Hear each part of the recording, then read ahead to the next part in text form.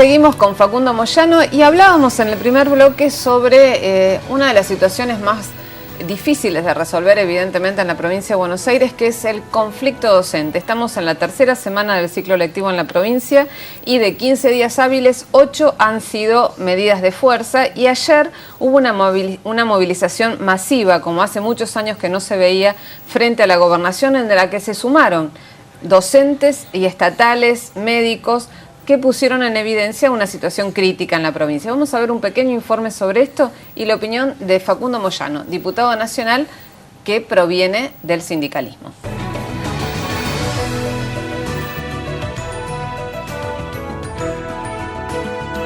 Hemos planteado la necesidad de recomponer el básico, todas esas cifras que cobramos por fuera de los 1.598 pesos con 30 centavos, incorporarlas al básico. Creemos que antes de hablar de un número tienen que resolverse estas cuestiones, el tema de la cuarta categoría de impuesto a las ganancias y el tema, por ejemplo, de la universalización de las asignaciones familiares, porque si no, cualquier incremento del que estemos hablando, si no se corrigen estas cuestiones que son de índole o de resolución nacional, detractan, es decir, no se produce el efecto que deseamos, que es que esa plata venga al bolsillo, ese incremento venga al bolsillo para dar cuenta de la pérdida de poder adquisitivo y recuperar realmente salario. Para nosotros es una situación, primero, inédita y segundo, inconcebible que el gobierno no tenga propuesta ni sepa qué es lo que va a hacer concretamente con el tema de la paritaria en cuanto al aumento que va a proponer. La escuela pública no puede esperar más y si esto sigue así, se va a profundizar la crisis, la grave crisis económica y financiera que tiene la provincia de Buenos Aires. La decisión es hacer un paro de 48 horas en la provincia de Buenos Aires y el día, que es martes y miércoles, y el día jueves llegar con una movilización de todos los docentes de la provincia de Buenos Aires a la gobernación. Vamos a hacer actividades en los distritos, caminatas, caravanas y vamos a llevar adelante la movilización. Y si no se resuelve esta semana, la semana que viene nos preparamos para una caravana donde vamos a hacer actos en cada uno de los distritos de la provincia de Buenos Aires, mostrando claramente la situación de la provincia. Tomar la decisión del gobierno de la provincia de Buenos Aires de avanzar en un decreto que instrumente formalmente lo que es nuestra voluntad de alcanzar el 22,6% de aumento. Nosotros hemos dado 3 ofertas de parte del Estado provincial en una negociación, ¿no? Una negociación entre 2 partes. Siempre se ha ido corriendo la raya. Ellos querían llegar al piso nacional, llegamos al piso nacional y después hablaron de porcentajes. Bueno, ahora estamos superando los porcentajes nacionales y habiendo respetado, sí, la diferencia histórica que había con el piso de la provincia de Buenos Aires. Le pido a los dirigentes gremiales, sí, que no pongan a los chicos como rehenes en esta negociación.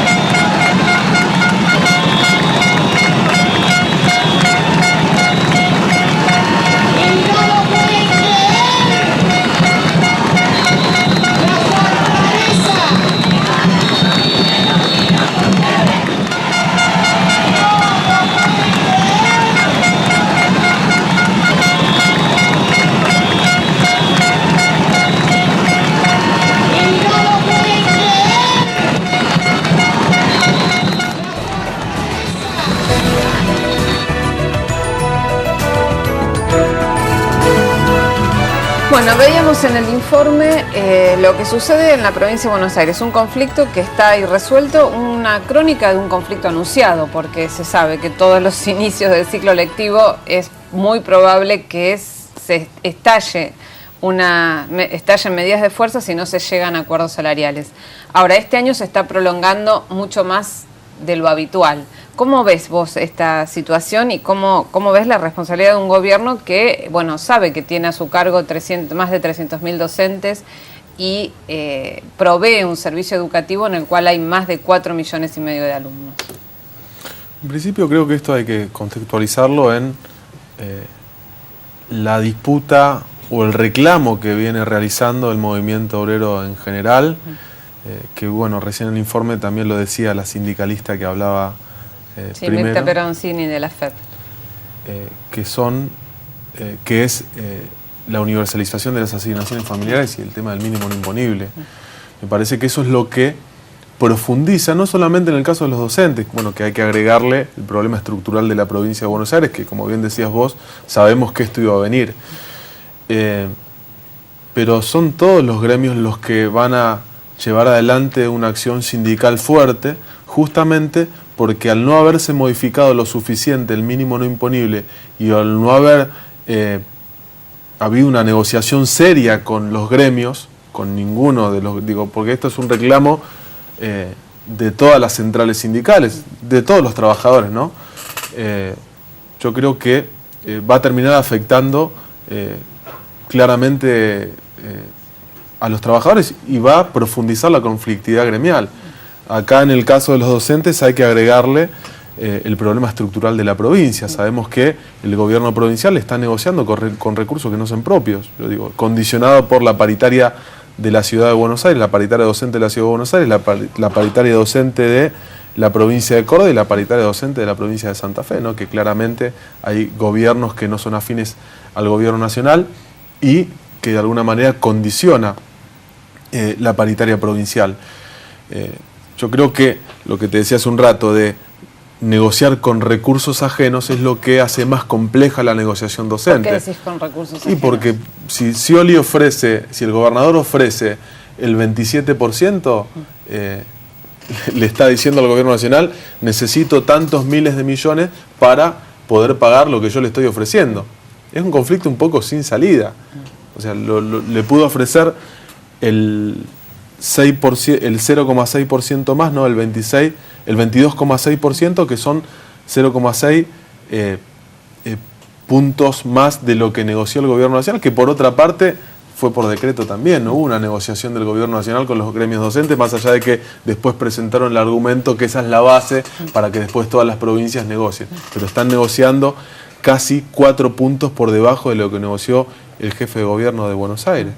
Entonces, es lo que motiva a los docentes de la provincia de Buenos Aires a seguir profundizando con toda legitimidad la medida de fuerza que es para actualizar los salarios de los trabajadores que representan, ¿no? Eso, repito, sumado a la agenda del movimiento obrero de todos los gremios en general, que es la actualización del mínimo no imponible, que está desactualizado, que subió un 20% cuando la inflación, los últimos 4 años la inflación fue de más de un 120% y el mínimo no imponible subió un 64%. Entonces, los salarios cada vez se hacen, cada vez pierde más poder adquisitivo, ¿no? No solamente porque la paritaria no supera la inflación, sino porque los puntos o los aumentos nominales de salario que se dan son mermados por la no actualización del mínimo no imponible o la falta, o mejor dicho, la poca actualización que tiene este impuesto.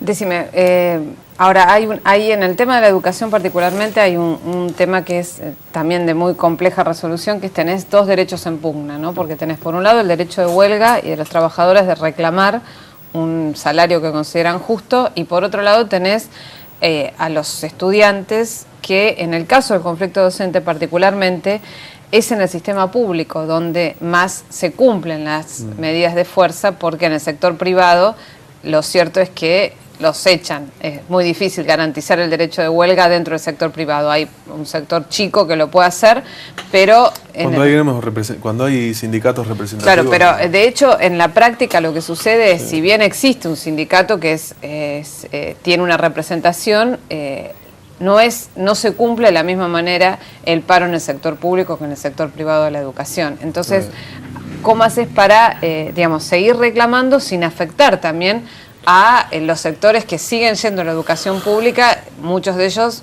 desde los sectores que no pueden pagar educación privada, lamentablemente? Sí, sí. Yo no sé si lamentablemente. Lamentablemente, para mí lamentablemente se van a la educación privada, no es que lamentablemente... yo lo que digo, siempre hay una contradicción de derechos, ¿no? O una superposición. Cuando el sindicato de camioneros llevó adelante el paro de la rama de combustibles, claramente afectaba al conjunto de la sociedad, porque si bien fue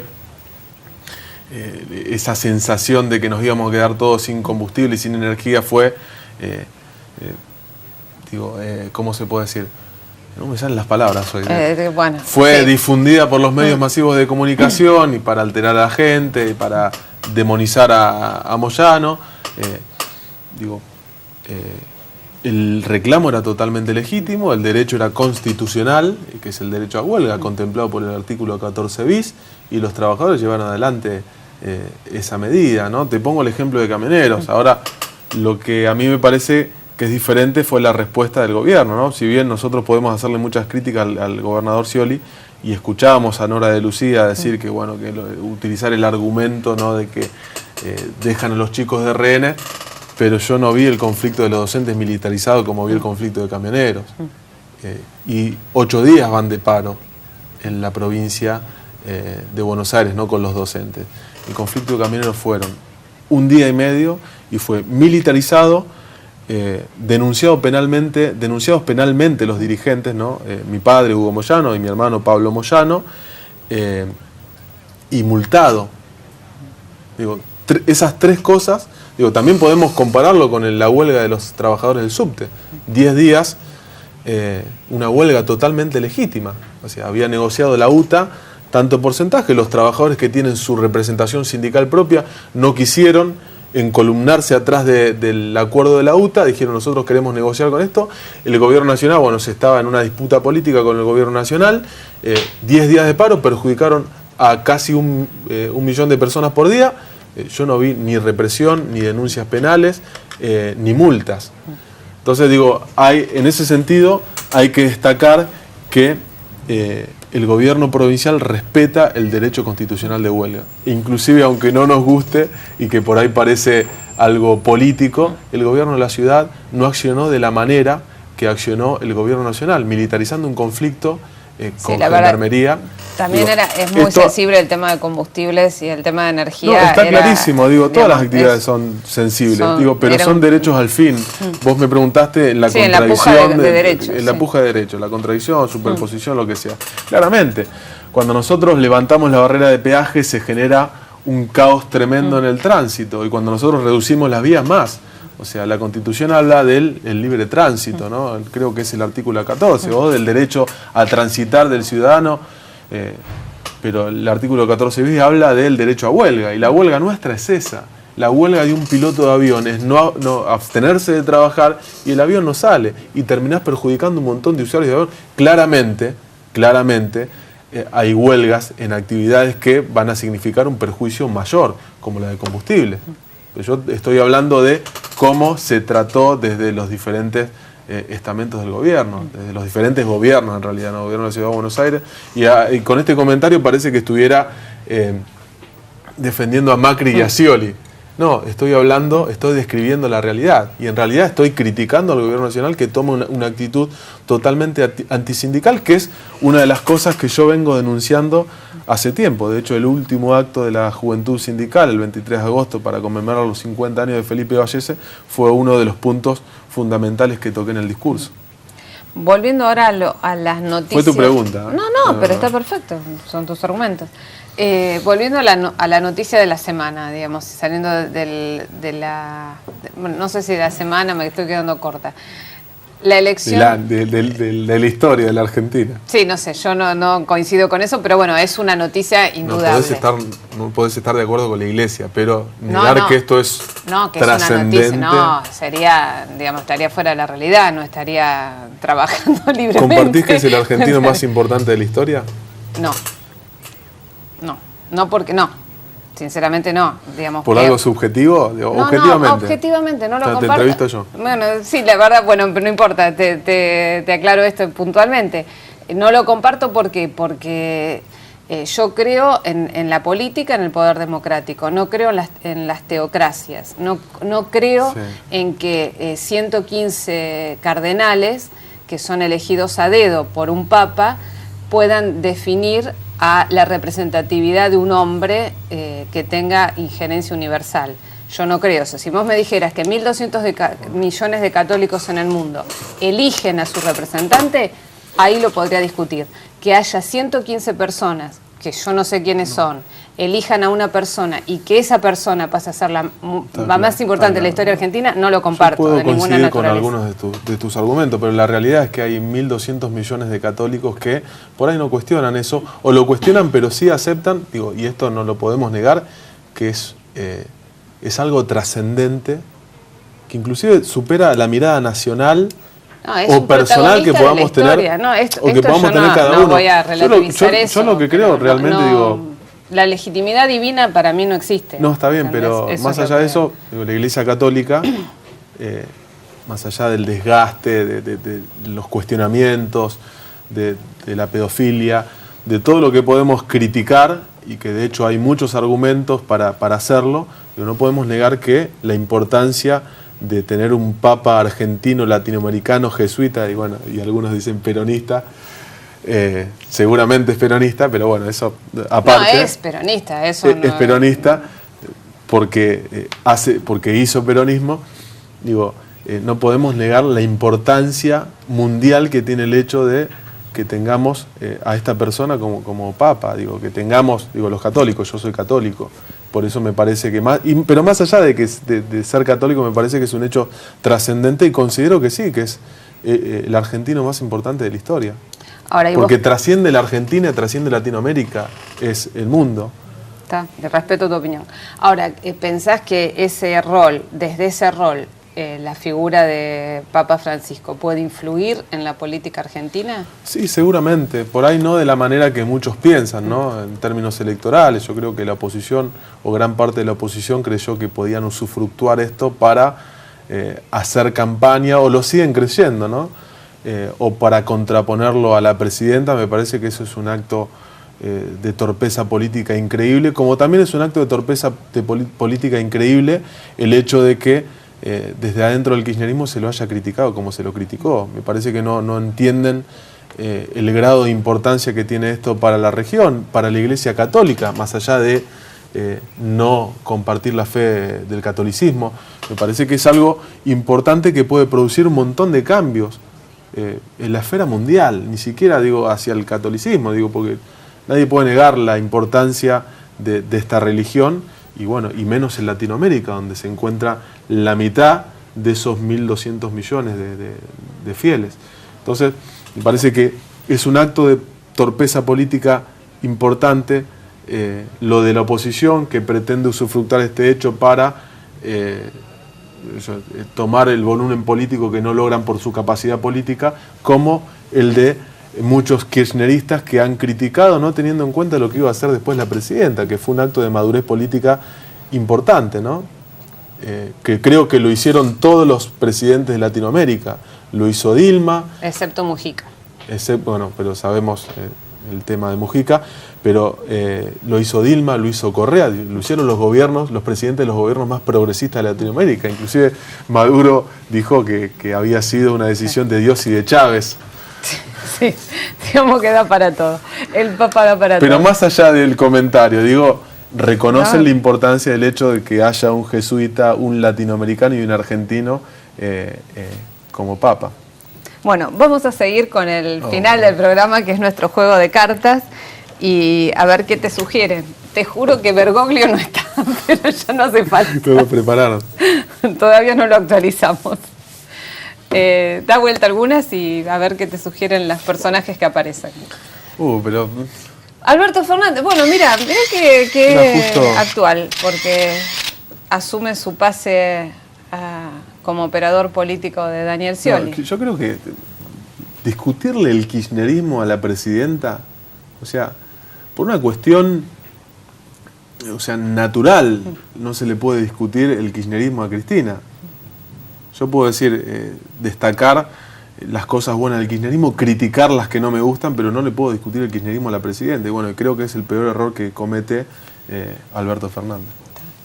Bueno, ¿otra?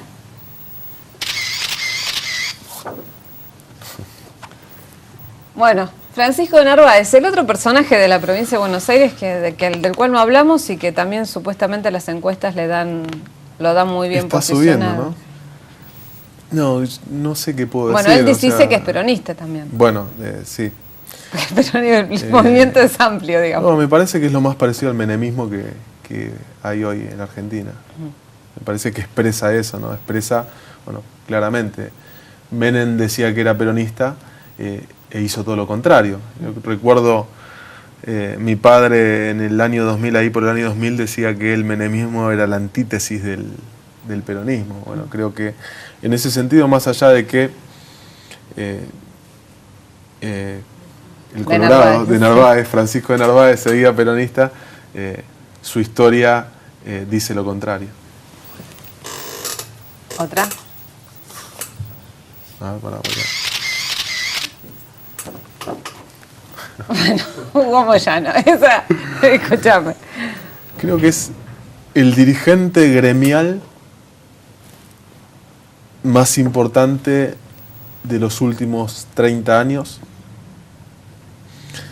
Es el dirigente gremial que ha sabido mantener una coherencia en esos 30 años. Fue CGT Brasil, fue Comisión Nacional de los 25, en el Sindicato de Camioneros, no era conducción, pero estuvo dentro de la Comisión Nacional de los 25 del Sindicato de Camioneros. Estuvo en la CGT Brasil, se opuso con Ubaldini al gobierno de Alfonsín, a la democracia condicionada de Alfonsín, se opuso al gobierno de Menem, empezando con un hecho histórico en la Argentina, la Marcha Federal, una de las marchas más importantes de la década del 90, con el famoso MTA, no sé si famoso, bueno, nosotros le decimos famoso porque es lo que destacamos siempre cuando hablamos de qué somos continuidad. Bueno, en esa recordada marcha del año 94 del Movimiento de Trabajadores Argentinos con la CTA de Llenaro. Y después, bueno, se fue uno de los pilares fundamentales de un gobierno nacional y popular, de un proyecto nacional y popular que reivindicó y que recuperó un montón de banderas históricas del movimiento nacional y popular más importante, el movimiento nacional popular, humanista y cristiano más importante de Latinoamérica, que fue el peronismo. Ahora, ¿crees que el anuncio de formar un partido político lo posiciona realmente o termina perdiendo en Veremos, es una herramienta institucional que creo que puede servir en una instancia electoral. ¿Para estas elecciones de 2013? ¿Para estas o para otras? Bueno, Carlos Kunkel. ¿No la puedo cambiar a esta? No. Mira, te salieron todos peronistas. He hablado, todos peronistas, pero ahí estamos viendo qué amplio que es el peronismo. La amplitud del movimiento es impresionante. ¿O es tu compañero de bancada? No, yo el trato personal con él es uno de los compañeros con los que hablo de vez en cuando del kirchnerismo. Por lo menos me cruzo y me saludan.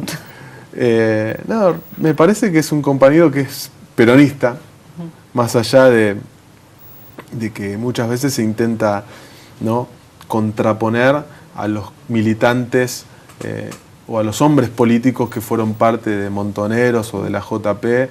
Yo creo que en la JP y en Montoneros había mucho peronismo, y bueno, creo que Carlos es uno de ellos, ¿no? Más allá de las diferencias que podamos tener, él por ahí se encuentra en una situación donde el ideologismo le hace ver las cosas diferentes, ¿no? Teniendo en cuenta de dónde viene, las miradas van a ser diferentes también hasta por una cuestión generacional, pero creo que es una persona dentro de esa limitación, ¿no?, de tener ese ideologismo y haber sido parte de una historia complicada, es bastante amplio.